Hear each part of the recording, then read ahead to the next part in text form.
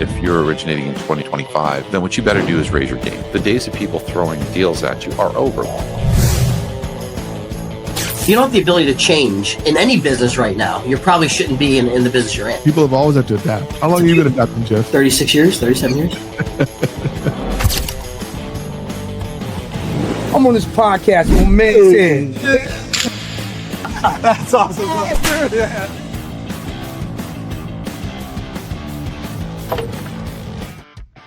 All right, welcome back to another edition of Laugh Underneath the Podcast, and we're coming at you fast, we're coming at you quick. I like this new music, man. They left me this new music, Dave. I'm kind of digging this. This kind of reminds me of my high school days when I used to have hair going down to my shoulders. I want to see you dance. I don't know about dancing, man. My dancing days are long behind me. So, guys, I have a very dear friend of mine on the show with me today. We've been friends. We were just talking about that before the show started. I don't know. It feels like 20, 30 years of friendship. He was mentioned in my book, Falling Forward, for those who read it. He was mentioned in there about how he was nice enough to get me a job after the 2008 meltdown, get me back and started on the right track. And we built a friendship through all those tough times, and that's what things all about. And let me introduce my friend Dave Baer. And Dave, how you doing? Doing excellent. Thank you for the intro. Yeah, it's like I said, this music is nice. You know, the old music was okay, but John did a really nice job of putting this whole thing together for me, because he's maybe out for the next few episodes. So he's like, only a dummy has to push a few buttons. And you can do that. You're hired. You can now have my job because it doesn't pay you anything. And you know about that, so we'll be talking about that. But Dave, you were in the mortgage business, and I mean, that's where our journey started to intertwine, right? And yeah. How long were you in the mortgage business for before? Because obviously you're retired now, but how long were you in the business? Well, I started in 1977 with a little company called Cameron Brown, which is long gone. That's evolved into what is Wells Fargo, I guess. Started as an originator, got a branch manager's job after about a year and a half, managed about 5 or 6 people, and just evolved from there. I stayed in the retail side of things. When we first met, I was still in retail. Mm-hmm. Actually, I think I was doing wholesale correspondent lending as a byproduct of that, but still, nevertheless, I evolved into other channels of the business and evolved into other levels of management as I went along my way. So I've made the coffee in the morning and I've taken the trash out at night, which means I was the CEO at one point in time. For anybody that doesn't understand that, that's the actual truth of what a CEO was doing. People think it's this nice, you know. I will say one thing, Dave. In the current age that we're in with social media, yeah, it feels like the playing field has been flattened, and you can see who the organization is. You know what I mean? Like from the CEO all the way down. Back in those days, it was this kind of like this mystery cloak of who's running who and what's happening where. If somebody leaves, you really don't know where they left to. You know, so your non-solicit actually meant something, right? And all these things are just not relevant today, huh? No, I think it's, for me personally, it was a function of me taking myself too seriously. You know, you put a lot of pressure on yourself to perform and you try and lead, but you can't lead people that don't want to be led. So those are one of the crossroads you have to deal with as you go along the path of progression. Yeah, I mean, leadership is such it's a great topic to start off in, right? So, I mean, to me, obviously, we just wrote that book last summer, me and Ginger Bell, Barry Habib, a couple other people. Yeah, I say couple, it's actually about 25 other people. Yeah. I have my copy. Oh, great. Thank you. Yeah. And so the point being is that it was a very interesting awakening when me and Ginger Bell really began to tackle leadership. And so it is nice to kind of hear from your side that it seems like it's always been the same. Yeah, I mean, that says it, you know. There are different ways of demonstrating it, obviously. But I think one of the best traits of the leader is patience. Patience with your people. And that's a hard one to get, brother. I mean, think about that. Like Yeah. most leaders, look, I mean, we can talk about a lot of different leaderships, right? But most leaders are very impatient to get to their goals. Yep. And it's almost like you're shifting gears Yep. from, hey, this is my goal, and now I got to go down and talk to this salesperson, and their goals may not be aligned with my goals up here. Yep. That's the balancing act, right? I mean, and I dealt with it too. You know, you get out of balance between what your expectations are and what your people's expectations are. And you got to remember, as the leader, you're really there to serve, I think, more than anything else. You're setting the example. How long do you think it took you to pick up on the what's the right way to say this? The fine art or the philosophical views of leadership? At what point did the popcorn start popping in your head? When I got fired. I mean, there was a little bit of trauma involved for me because I was a stubborn cuss. But yeah, I mean, I'm being very sincere when I say that. I did get fired, and I've been fired more than once, but not more than twice. That's good to know that. Yeah. So what about that firing caused you to get the popcorn popping? Basically, the big look in the mirror, like, you know, what did I do? What did I do wrong? What did I do right? How can I improve myself?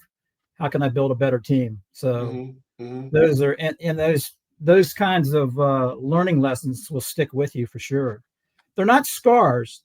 They're just really solid memories. Yeah. I think it's interesting for me, you know, like we mentioned the book first, Falling Forward, right? Which was my entire trauma put in together by Candy Zalowski, and so the whole world could see my trauma. But being fired, falling down seems to help a lot of us in leadership reevaluate. Almost like halftime in a football game, right? Oh, yeah. Like what's working, what's not working. Right. You got to take that inventory. No question about it. Yeah. Did you ever, like, I mean, I don't know when coaching became popular, or like at what point did you start asking other people for, hey, how are you doing stuff? What's working, what's not working? You know, true confession, I did not really have a mentor when I got in the industry. So I learned just through observation and some reading, you know, that I took on. And no authors really immediately come to mind because, as you said, this is an unscripted conversation. So the authors of the books that I read, I mean, the Maxwells of the world and the golf coaches of the world. I like to golf, so I read some golf books, and they spent a fair amount of time about mental discipline. Yeah. And what's important versus what's a distraction. So, and I still kind of live by that with a little bit of passion and purposefulness in my current activities. So, yeah, you know, I remember this one golf coach. I can't remember his name, but I see his face in my head. But he said the hardest hole that you're ever going to play in is the one between our two ears. Yes, sir. That's a truism. Yeah, I mean, and I took that off, you know, off the field into life, right? Because it seems like whatever I'm going in, it's always the mindset that I walk into something. Well, it's supposed to be 6 to 8 inches, but the older you get, the shorter it is. We are shrinking, aren't we? So, Dave, let me ask. I've never asked this question before to anybody. When did you know it was time to retire from the mortgage industry? What was that moment like? You know, you're really asking a deeply personal question. I want you to know that before I answer, because it was a traumatic experience in my life is what happened. My younger sister followed in the steps of my younger brother when she came down with brain cancer. And to me, that was an epiphany. She was 12 years younger than me. And she had a terrible diagnosis, and she didn't last but maybe 4 or 5 months after her diagnosis. To me, that was like I took inventory and stock of my family life, my financial standing, and everything. And I talked to all my personal coaches, if you will. And basically I just said, hey, I'm hanging my cleats up. So about 40 years of the mortgage banking business was enough. So, and you know, I missed the business in one sense, but I really don't miss all the stress and the ebbs and flows. The biggest part of the business that I miss are the people. And I got into an activity that's allowed me to keep in touch with those people and still interact with them, even though it's not work related. It's something I'm devoted to in terms of being purposeful and focused. And that's the nonprofit sector. Yeah. I mean, so that's a perfect segue. I mean, so, because I often wonder, like, what's obviously I'm getting closer to that date where Yeah, you never know what's going to happen. Yeah, like that moment of like, hey, I've had enough. Like, I've done everything I set out to do. I mean, and I think I can walk away knowing that I gave it my best. Well, you set your goals, and fortunately for me, the timing of my sister's illness was, it was a good point in my life. I was where I was financially to where I could afford to make the decision to just walk away from a decent paying occupation to something that pays zero outside of my Social Security check. Yeah. Well, let's talk about that, because you did something that I'm very not only proud of you for doing it, but inspired by you doing it, because you've been giving of your time since you've retired to an organization locally here called Women Giving Back. Correct. And I want to, obviously we're going to dive into it, but can you just kind of give us a 30,000-foot view of what Women Giving Back is and what it does? Sure. Women Giving Back is an organization that started in 2007 by three women who were on the board of a local builder organization called Home Aid, and Home Aid builds shelter for those people that are homeless for the most part. But also what they noticed were they were starting to get occupants in their shelters that were victims of domestic violence. And they were looking in the mirror saying, hey, how can we help these people more? So essentially they came up with the idea that everybody under the sun has the same aspiration, and that is to improve themselves, to live a stable life and have a sustainable living, which means having a job. And these women and children coming out of these drastic situations are being led to a shelter with no future in mind other than just like keeping the clothes on their back and a meal in front of them. So what the ladies did at Women Giving Back is they started collecting gently used and brand new clothing items. And I will tell you, about a third of the clothing collections that we get every year are brand new. And we redistributed over 380,000 items of clothing just last year. Yeah, I read that.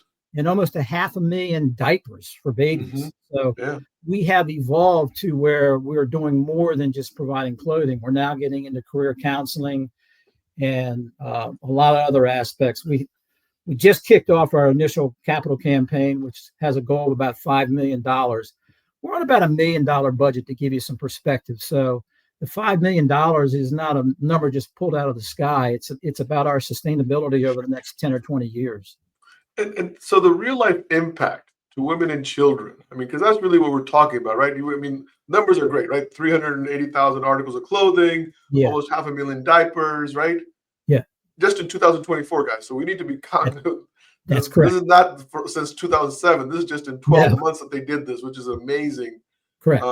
It's the amount of man hours dedicated to do this is I couldn't even imagine what that is, but we'll get to that. But the real life impact to women and children you serve. I mean, do you have any stories that could illustrate the impact that you could share with the group?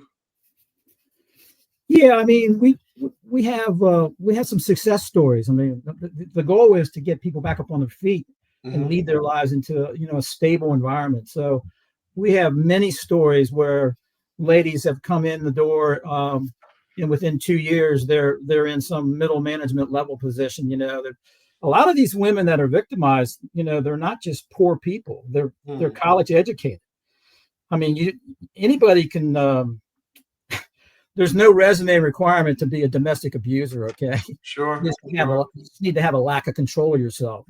But yeah, we have some success stories where, as I mentioned to you, I think in an email, I mean, a fair number of our volunteers are in the real estate and in the mortgage banking business. That come in and volunteer their time, because they'll make contact with, believe it or not, they'll make contact with people that they'll cross paths with in the future. Someone looking to buy a home, someone looking to finance a home. So relationships are built on this common denominator emotion, if you will, of helping people get back on their feet.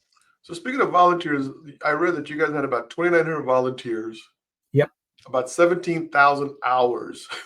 Correct. Right? I mean, that's once again, the magnitude of this organization, when I began to read what you sent me this morning, right? Yeah. It really began to kind of shape form, right? Because I hear you talking about it. I've been to a few of your events, right? Yeah. But to see what you guys have kind of grown into, and you begin to see the shape of the elephant almost is what I call it, right? Yeah. That is a daunting task to lead that many volunteers with that many man hours. Well, we're lucky to have a very strong leader in the form of a lady by the name of Nicole Morris. She's been with us since 2016, which is exactly the same year I started with this organization. She came on as a paid employee. I came on as a pro bono volunteer. And I think for the first 2 years, she and I worked about the same number of hours. We probably averaged about 60 hours a week. And I'm probably down to, maybe 15, 20 hours a week of volunteer time. And Nicole's probably up to about 90 hours a week. Okay. And she's working her butt off. And she's a great leader. We started out with a staff of 1 in 2016 with her, and now we have a staff of 10. So we have a payroll now, and we have issues related to managing human beings. Yeah. Well, let's talk about that, because we were talking about leadership, right? Yeah. And one of my coaches, Ray Beefus, that I love dearly, right? He said to me years ago, because he was actually a priest in the past life, and he had said to me, he said, listen, if you ever want to learn how to be a good leader, become a volunteer and manage volunteers. Yes.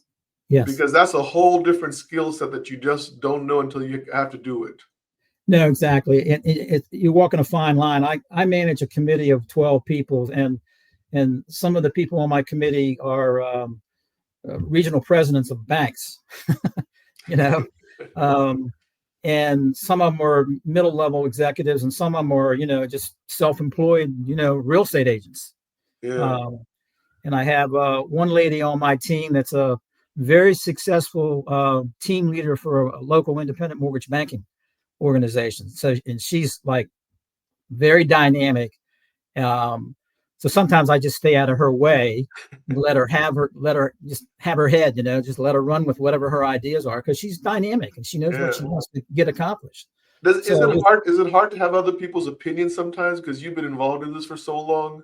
Not at all. You just stay, open-minded. It's the gratification comes from the payoff, and that is improving the lives of people. It's that basic. It really is. It's just that fundamental. I like what you guys were emphasizing in the thing that you said. I mean, quality equals dignity. Yep. That's right? Exactly right. Exactly right. And that's what you're kind of talking about right now. Yep. Right. Exactly.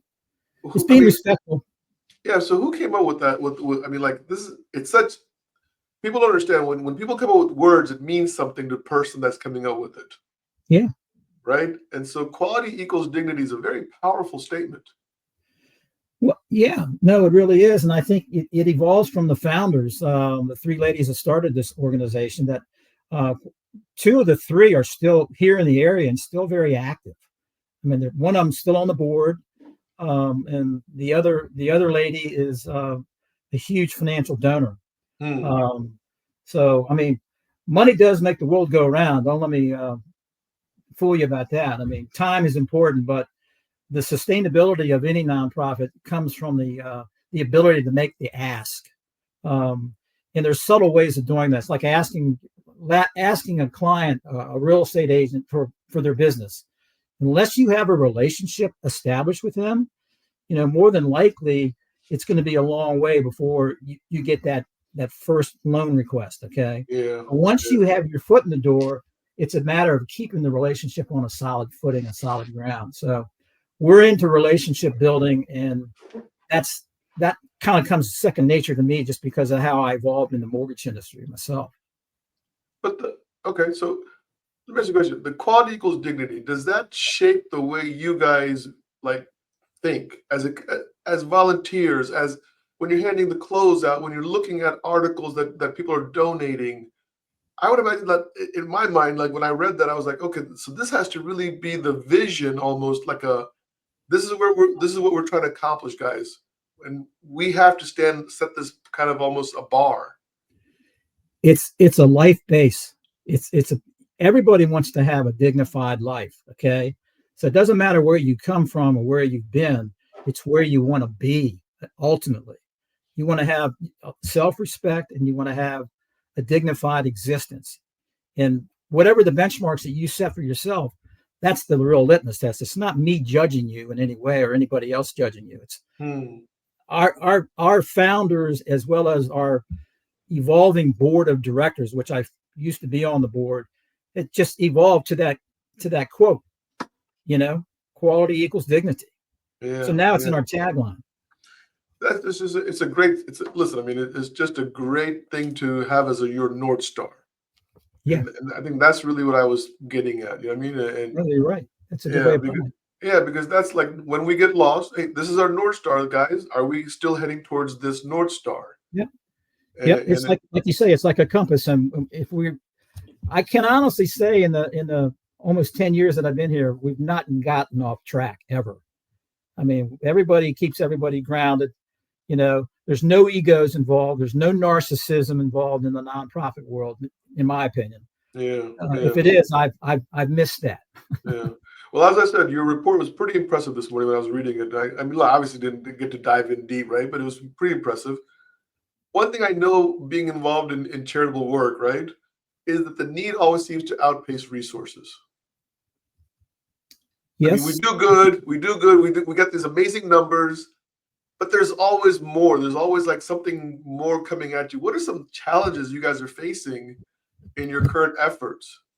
Well, right now we're in the process of doubling our space. We're going to go from 13,000 to 26,000 square feet. So our landlord approached us with a killer lease term that we couldn't turn down, and they're giving us some money to help fix up the facility a little bit. So we're evolving from just providing clothing to where now we're going to have increased storage for space. We're going to start a career closet so we can help people with their career developments. So we're getting volunteers to come in that can do some counseling. So we're going to have organized classes. We're going to use the space more effectively for the overall purpose of giving people a better shot at that dignity we're talking about. Yeah. So you're actually talking about you're talking about actually partnerships and a lot of collaborations. Yeah, I mean, take it to the next level. Like this is like, like I'm involved with some, so others might eat. And for people who don't know some, right, that's my charity that I've been involved with for years. And it's not just about giving somebody a plate of hot food. It's about providing dental. It's about providing medical. It's about training them on how to do a job interview. Yep. I mean, it's so many different things that go into an organization once you start expanding, because just like I said, the need always seems to grow and grow and grow, no matter what resources we get. Yep. And one of the things I've learned is through my networking on the nonprofit side, there's a lot of associations, as you know, that are headquartered here in the Washington area. And a lot of associations will do philanthropic work. My own personal dentist is already committed over $25,000 worth of his time and efforts to help people with their smiles that are our constituents, if you will. So I mean that you got to make the ask though, right? You got to figure out what someone can do to help you. But sometimes people don't understand the power of that small little detail, which seems so minute, like somebody being afraid to smile, especially, I mean, I could only imagine, I mean, I don't want to imagine, but I could, domestic abuse victims. Yeah. And the inability to even want to smile because physically you're not able to smile. Correct. And to be able to give that back to them, that's way beyond dignity, brother. That's a big boost to their self-esteem. Yeah, I mean, which is a big part of your personality. I mean, yeah. One thing that I've been really working on, and I was talking to somebody else this morning about this, is I'm really coming to my spiritual journey where I'm really realizing you're either coming from abundance or you're coming from scarcity. Yep. I mean, I know it sounds so simplistic, but I really am kind of seeing the world like either you're coming from this camp or you're coming from this camp.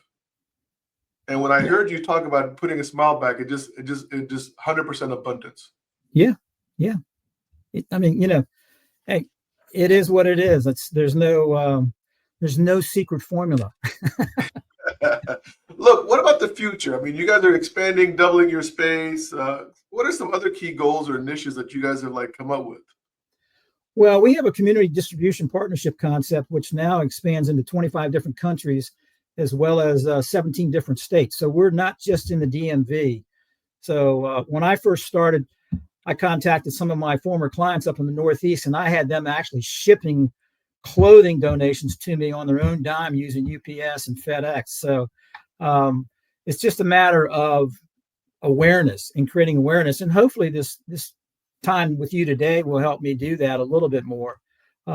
It's one step at a time, Fobby. You can't just click your fingers and get magical results. So it's just, effort after effort. It's the magic secret of how to eat an elephant, right? Yeah. Yeah. One bite at a time. Yeah. And make sure you chew a lot. Yeah. Chew slowly because it's not going anywhere. You don't want to swallow hard, man. Any new partnerships, any new programs? I mean, anything exciting that's got David excited about being a volunteer there?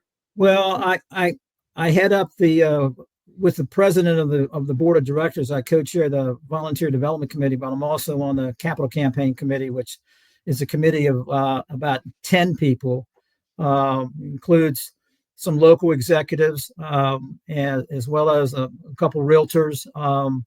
And again, we're trying to raise a lot of money, and it's our initial campaign. Our goal is like $5 million, and we've given ourselves 3 years to accomplish that. And we're almost at 2 million now in pledges. Okay. And we started this in October, so it's about 5-6 months into it. So, I'm probably not supposed to say this out loud about where we're at in terms of percentage of our goal, but how in the world is anybody going to know how we're doing unless I do say it? So I'm going to say it out loud again. Yeah. We're about 40% of where we want to be. I mean, listen, I think you have to let the world know where you're at, and so they can help. Because while you're at 40%, you're still short 60%. Correct. And so we can't rest on our laurels and say, "Oh, Dave's got it," because Dave needs help. Yeah, we all need help. We need help. Yeah. No question about it.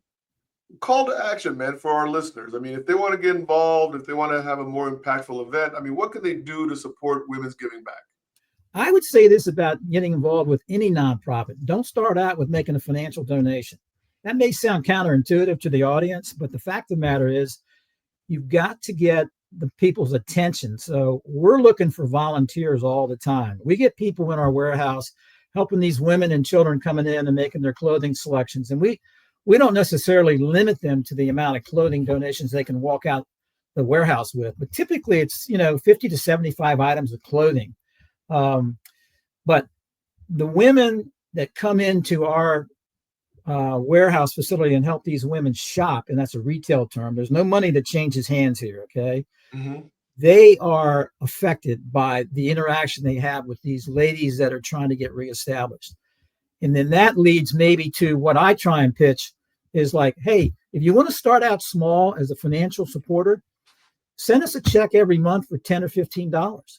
No amount is too small, and no amount, as you know, is too large. So that is one campaign that I've been trying to stay on top of, is the recurring donors catalog of or list of names. And we're not anywhere close to where we need to be or want to be, but that's what really sustains a nonprofit, is the regularity of the donations, predictability.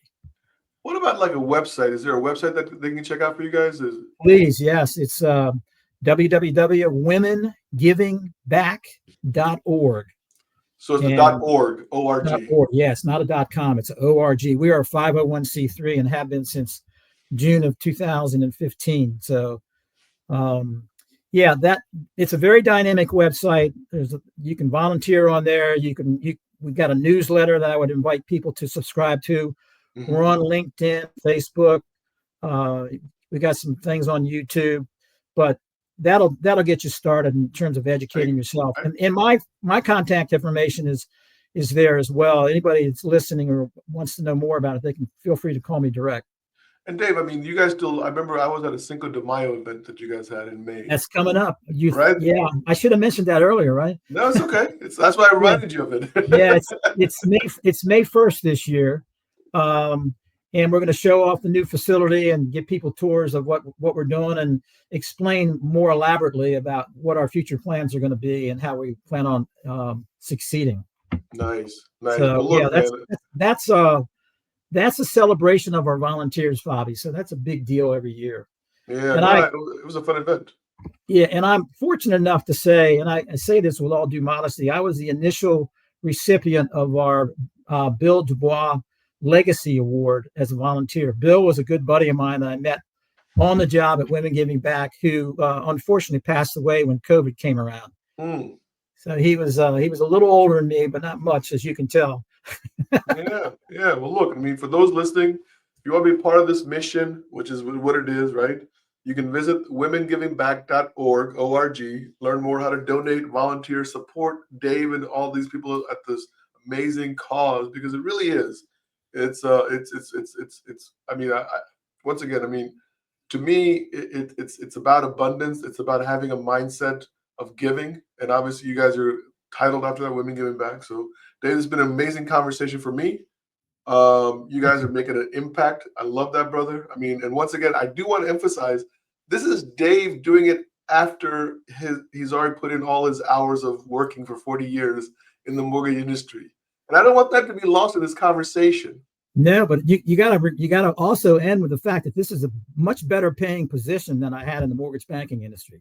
In terms of gratification, it's no comparison. Yeah. It's so gratifying to see the results of the work. Yeah. So we all have things that we can look forward to. We all have things to strive towards. And I think Dave has set a really great example. You set the bar high again. I mean, I so enjoyed being your friend. I'm glad we went to breakfast that morning and we said, hey, let's get you on the podcast.